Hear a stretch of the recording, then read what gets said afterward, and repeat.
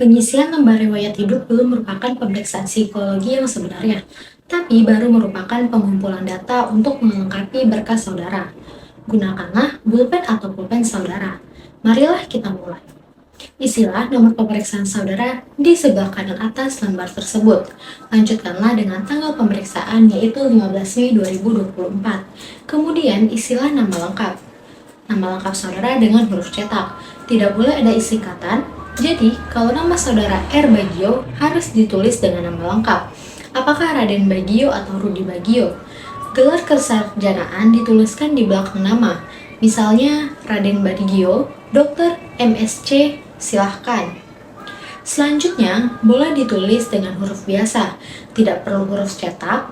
Isilah tempat lahir dan tanggal lahir yaitu kota di mana saudara dilahirkan, serta tanggal, bulan, dan tahun lahir saudara.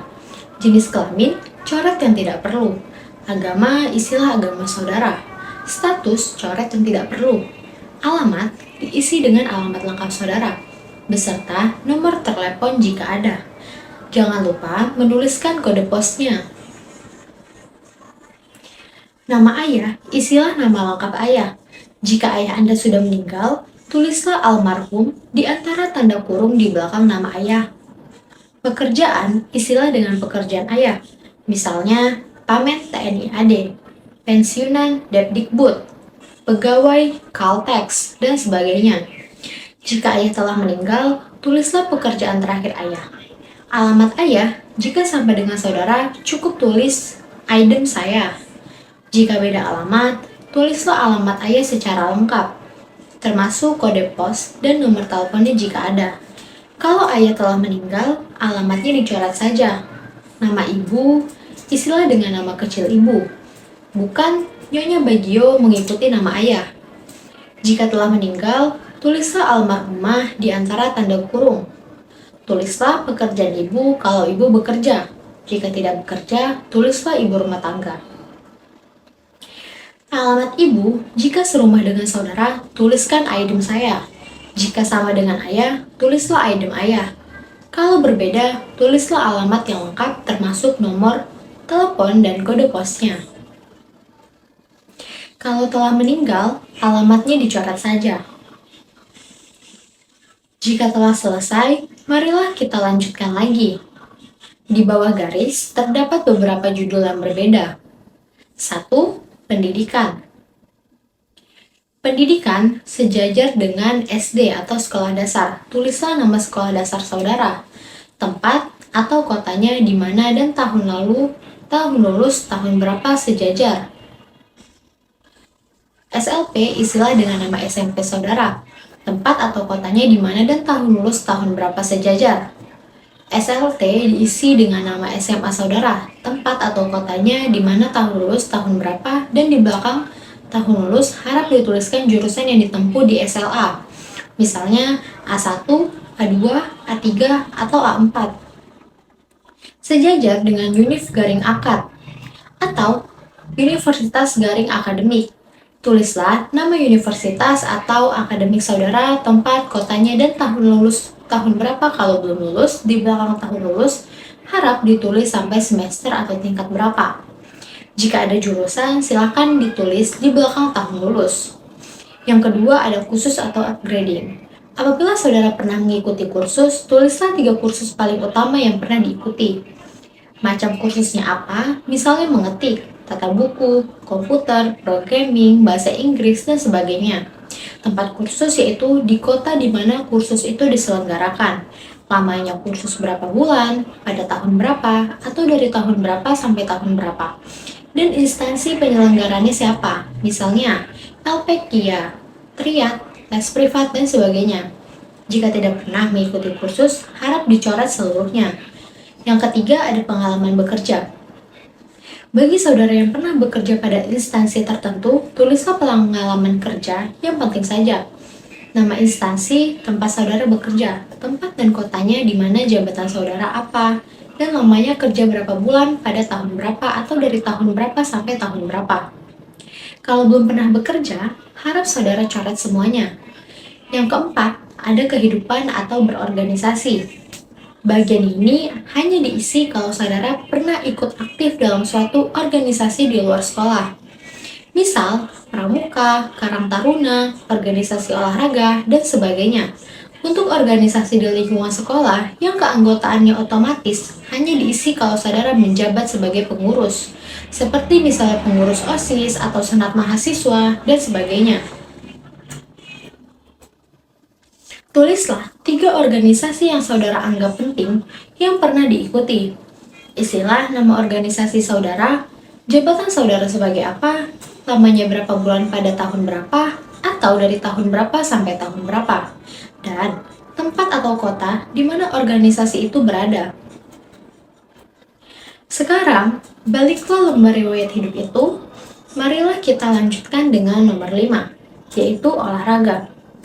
Di bagian ini, ada bagian aktif dan bagian pasif. Yang dimaksud dengan aktif adalah bahwa olahraga itu sampai saat ini masih tetap saudara lakukan. Sedangkan pasif adalah bahwa dahulu olahraga itu pernah saudara lakukan, tetapi sekarang tidak dilakukan lagi. Tulislah macam olahraga yang saudara lakukan. Dan di belakangnya, tulislah aktif atau pasif di antara kurung. Yang keenam, ada kesenian.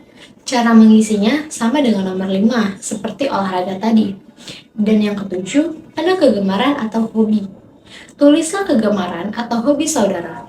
Semuanya terserah kepada saudara. Apa yang akan dituliskan, silahkan. Yang nomor 8 adalah cita-cita. Harap saudara isi dengan cita-cita yang konkret atau real. Misalnya, ingin menjadi direktur bank, ingin menjadi arsitek, ingin menjadi kritikus, menjadi kritikus sastra, atau lainnya. Jangan menuliskan ingin menjadi warga negara yang berguna bagi nusa dan bangsa, ingin menjadi ibu atau ayah yang bijaksana, karena cita-cita semacam itu terlalu umum dan kurang jelas. Pada nomor 9 diisi dengan saya anak ke. Isilah dengan urutan atau posisi saudara dalam keluarga. Apakah anak ke-1, kedua, atau ketiga, dan keberapa? Terutama saudara sekandung. Kalau saudara anak ke-1, maka kolom kakak dicoret semua. Saudara hanya mengisi kolom adik. Jika saudara mempunyai adik, mulailah mengisi dengan jenis kelamin adik yang pertama dengan melingkari huruf L untuk laki-laki atau huruf P pada perempuan. Kemudian, tulislah di kolom pekerjaan atau sekolah, instansi, dan jabatannya. Kalau sudah bekerja, atau sekolahnya, dan kelas atau tahun keberapa jika masih di sekolah. Lanjutkanlah sampai dengan adik saudara yang paling kecil. Jika saudara anak ketiga, maka kolom kakak harus saudara isi dengan data kakak. Lingkarilah jenis kelamin kakak saudara. Kemudian, isilah kolom pekerjaan atau sekolah seperti dijelaskan tadi. Lanjutlah dengan kolom adik. Apabila saudara mempunyai adik, jika saudara tidak mempunyai adik, kolom adik harap dicoret seluruhnya. Kalau saudara anak tunggal, kolom kakak dan kolom adik dicoret semuanya. Nomor 10, apakah saudara pernah sakit keras? Pertanyaan ini harus dijawab. Jika saudara pernah sakit keras, yaitu sakit yang memerlukan perawatan lama atau yang dirasakan berat, lingkarilah kata pernah. Kalau tidak pernah sakit keras, lingkarilah kata tidak. Kalau pernah sakit keras, jawablah pertanyaan di bawahnya. Tulislah apa penyakit saudara waktu itu dan bila mana terjadi, cukup dituliskan tahunnya saja. Nomor 11, apakah saudara pernah mengalami kecelakaan berat? Yang dimaksud dengan kecelakaan berat adalah kecelakaan yang menimbulkan cacat, yang masih dirasakan akibatnya sampai saat ini. Atau yang harus dirawat di rumah atau di rumah sakit dalam waktu yang cukup lama. Kalau pernah, lingkari kata pernah. Jika tidak pernah, lingkari kata tidak. Jika pernah, jawablah pertanyaan di bawahnya, kecelakaan apa pada waktu itu? Bila mana terjadi, cukup tahunnya saja. Dan apa akibatnya kalau tidak pernah mengalami kecelakaan berat? Coretlah pertanyaan di bawahnya. Nomor 12, pernahkah saudara mengikuti psikotes? Maksudnya adalah pemeriksaan psikologi sebelum hari ini. Jika pernah, lingkari kata pernah. Kalau tidak pernah, lingkari kata tidak. Kalau pernah, jawablah pertanyaan di bawahnya. Bila mana cukup tahunnya saja.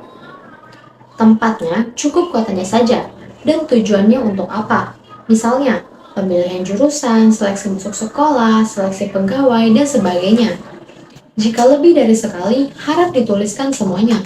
Kalau tidak pernah, harap pertanyaan di bawahnya dicoret semua. Jika sudah selesai, di bagian bawah garis silakan ditulis Banda Aceh tanggal 15 Mei 2025. Kemudian, saudara bubuhi tanda tangan. Tidak usah diberi nama jelas lagi. Baiklah, saudara-saudara, pengisian lembar riwayat hidup selesai. Letakkan alat tulis saudara, telitilah kembali isiannya. Jika sudah selesai, letakkan lembar riwayat hidup itu di sisi meja yang kosong untuk dikumpulkan. Sekarang, kita akan mulai dengan pemeriksaan psikologi yang sebenarnya.